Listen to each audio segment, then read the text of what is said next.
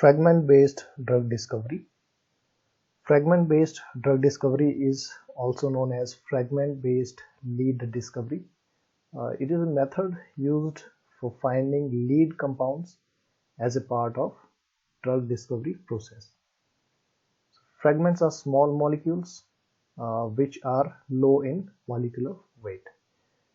So fragment-based drug discovery is based on identifying small chemical fragments which may bind weakly to the biological target and growing them or combining them to produce a lead with a higher affinity. So the small chemical fragments which are used in fragment-based drug discovery, they have weak binding affinity with the biological target, but when these chemical fragments they come together to form a lead molecule which has a higher binding affinity to the biological target. Fragment-based screening was initially developed to generate hit compounds against the targets, for which other traditional methods such as high throughput screening were failed. In fragment-based drug discovery, we have high binding affinity per atom, right?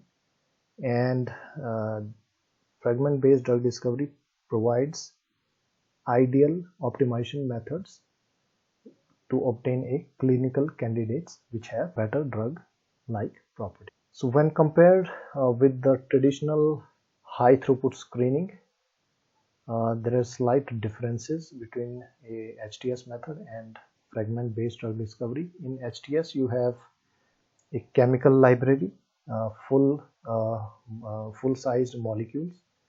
So these chemical library are screened against your biological target. For example, this one is a protein, and you can identify potential hit compounds through biological assays against this particular protein target.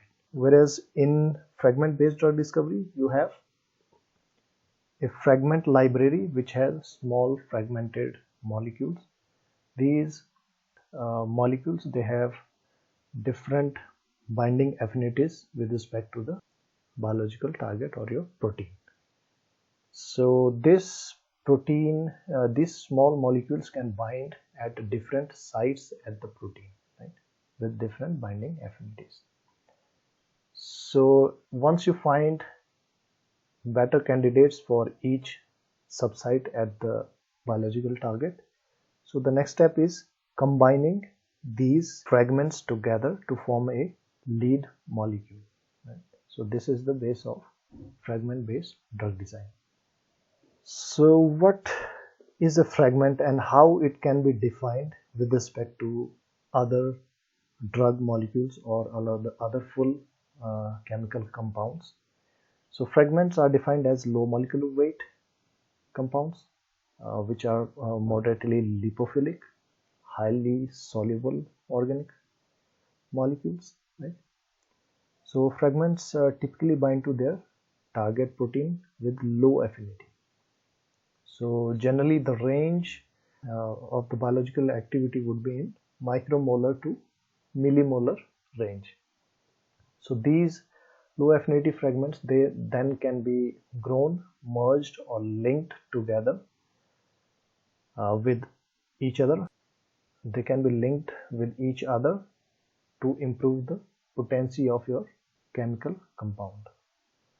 So how these fragments are identified? There is a basic criteria for it. So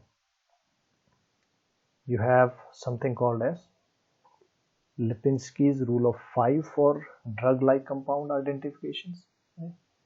And there is so-called rule of 3, which is a slight modification of this rule of 5. So rule of 3 is used as basic criteria to identify small fragment molecules.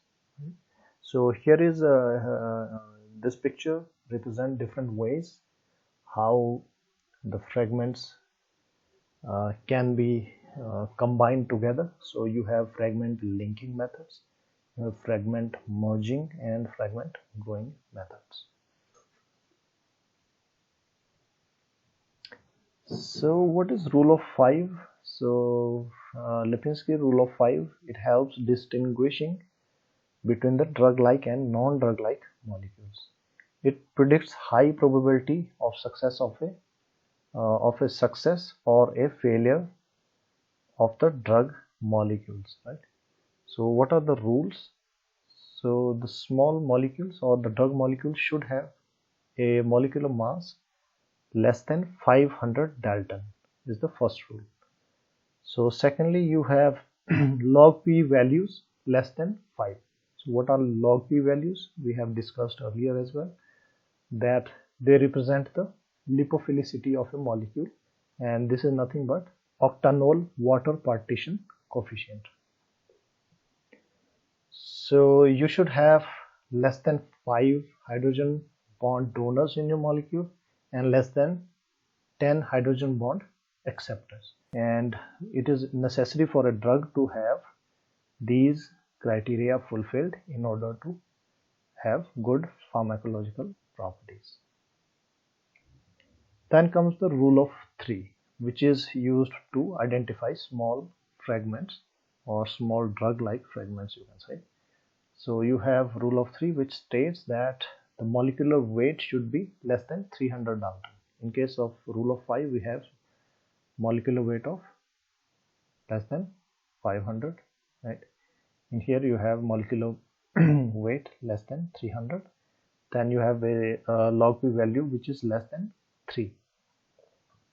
And number of hydrogen bond donors and acceptors have also to be less than 3.